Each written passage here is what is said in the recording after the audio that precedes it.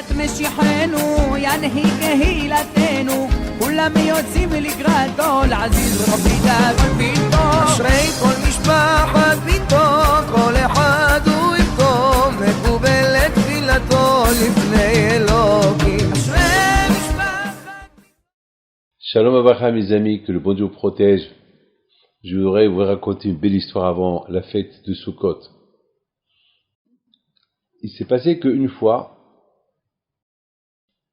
pendant la fête de Sukkot, j'allais de la maison à la yeshiva et j'avais le lulav dans mes mains, j'avais le etrog dans mes mains et je me dirigeais vers la yeshiva. Et voilà, il y a un voisin que, à l'époque, on était fâché avec lui parce que toujours les gens ils se garaient à côté de chez lui et toujours il s'énervait. Une fois, je l'ai convoqué et je lui ai donné une belle bouteille de whisky et je lui ai donné un cadeau. Je lui ai dit, écoute, on veut rester des bons voisins. Alors, je sais que ça vous énerve beaucoup des fois et vous rentrez chez nous pendant la prière pour crier, pour qu'on enlève la voiture d'à côté de chez vous. Voilà, on veut rester des bons voisins, je vous en prie, il ne faut pas nous en vouloir. Et je l'ai acheté comme ça, et de temps en temps, je lui donnais un petit cadeau, et depuis, il est resté copain. Et alors, un jour, il me voit venir, il a eu le courage de me dire, Monsieur le rabbin, j'ai une question que je me pose depuis des années. Mais étant donné que on n'était pas en bons termes, alors j'avais honte, je ne pouvais pas la demander. Maintenant, on est bien ensemble, alors je vous pose une question. Je lui dis, quoi? Il me dit, je ne comprends pas ce bouquet de fleurs que vous avez dans les mains. Chaque année à cette période, vous avez ce bouquet de fleurs dans vos mains. C'est quoi ça? Bon, je le regarde et il me dit, monsieur Rabbin, j'ai une autre question. De là-haut de chez moi, je vois chaque année, la même période, vous construisez comme une grande cabane, et ça crie, ça chante. Et après 8 jours, 2 semaines, et tout se calme, comme si rien du tout. Et je ne sais pas qui demande cette question. Vous êtes le seul à qui je peux la poser. Est-ce que vous avez réponse? Moi, j'ai commencé à réfléchir. Qu'est-ce que je vais lui dire? Est-ce que je vais lui dire que dans la soukha, on s'exile parce que à Kippour, peut-être il y a des mauvais décrets sur nous. Alors on fait la soukha pour s'exiler à la soukha, pour que ces mauvais décrets-là ils vont être annulés. Et dans la soukha, on invite Abraham, Yitzhak, et Yaakov, et Moshe, et David Ameler, et Aaron, et Pinhas, et Yosef, et j'invite Rabbi Him Pinto, et Rabbi Shimon Bar Yochai. Mais il va me prendre pour un fou. Il va me prendre pour un fou. Qu'est-ce que je vais lui dire? Qu'est-ce que je vais lui dire pour le lulav? Pourquoi on fait le lulav? Dans le Zohar, c'est écrit que lorsqu'on fait le lulav, on dit à Hachem, voilà Hachem, on veut te servir avec les yeux, avec les lèvres, avec le cœur, et avec le lulav qui est la colonne vertébrale. C'est que tout mon corps, il va te servir.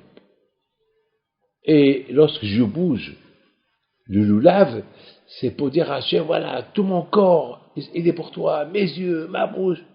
Il va me prendre pour un fou. Il va me dire, mais attends, j'habite avec des voyous, des fous. Il va me dire, il faut les interner, ces gens-là. Qu'est-ce que je vais lui dire? Je ne sais pas quoi lui dire. À un moment donné, je le regardais, je lui dis, après la prière, là, je suis pressé, je vous donnerai la réponse. Parce que la réponse, je ne peux pas vous la donner une minute. Ça prend du temps. Après la prière, il m'attendait dehors. Il était là-bas. On dirait qu'il restait là-bas des heures. Il voulait une réponse. Ça l'a perturbé. Il veut savoir qu'est-ce qui se passe. Alors je le regarde, je lui dis, j'ai une réponse pour vous. Est-ce que vous êtes croyant? Il me dit, vous savez, je ne suis pas juif. Je suis un peu catholique, je suis un peu bouddhiste, je suis un peu de tout. Alors, maintenant, depuis quelque temps, je commence à être un peu juif. Ah, je lui dis, ah non, tu décides, je ne peux pas être juif, catholique, bouddhiste, non, donc si tu es un peu ça, tu vas rien comprendre, je ne peux pas t'expliquer. Ah bon? Je dis, non, ça va te perturber, déjà, tu es déjà perturbé de ta tête, alors comment tu veux que je te dise que tu ne peux pas être, tu peux pas être croyant dans toutes les religions, il faut que tu choisis. Attends, moi je suis juif. Je lui dis, un musulman, il est musulman. Il peut pas devenir un autre. Il a sa croyance, il a son ramadan, il a son Coran qui l'étudie bien. Et c'est comme ça. Et de même, un juif, c'est la Torah, et c'est comme ça. C'est que chacun comme il a grandi. Et toi, tu es fou, toi. Tu es en train de me dire, tu es un peu bouddhiste, un peu catholique, un peu protestant, un peu ça. Non, ça marche pas. Je lui dis, alors vous n'avez pas de réponse pour moi? Je lui dis non. Je n'ai pas de réponse pour vous. Peut-être un jour que tu décides quel chemin tu prends, je te dirai. Et depuis, on ne s'est plus revus. On s'est revus, mais, mes amis, Magid Devarav Yaakov, Okav ou Mishpatav l'Israël. Personne ne peut nous comprendre. Il y a des lois qu'on les fait parce qu'Hachem a dit de les faire. Par exemple, on n'a pas le droit de manger le cochon. Tout le monde se pose la question, pourquoi? On n'a pas le droit de manger le beurre et la viande. Tout le monde se pose la question, pourquoi? On n'a pas le droit de mélanger le lin et la laine. Vous avez une veste, il faut la vérifier chez Atnes. Le lin et la laine, c'est interdit. Pourquoi? C'est Hachem. Mais c'est la takato. Il y a des choses. Il faut aller au mikvé. La femme, elle doit respecter le mikvé. Nida. La partie familiale. Pourquoi? Il n'y a que le mikvé. Il n'y a que le mikvé. Pourquoi? C'est Hachem qui a décidé. Même s'il se lave avec toute l'eau du monde, ça ne sert pas. Il faut le mikvé. Pourquoi? C'est Hachem qui a décidé. Manger kasher, pourquoi? C'est bon pourtant. Et c'est comme ça. Donc, mes amis, c'est Hachem qui a décidé qu'on fait la cabane, qu'on rentre à l'intérieur. Et c'est tout. Que le bon Dieu vous protège. Bonne fête de Sukkot. Et que Dieu vous donne tout ce que vous désirez. Amen.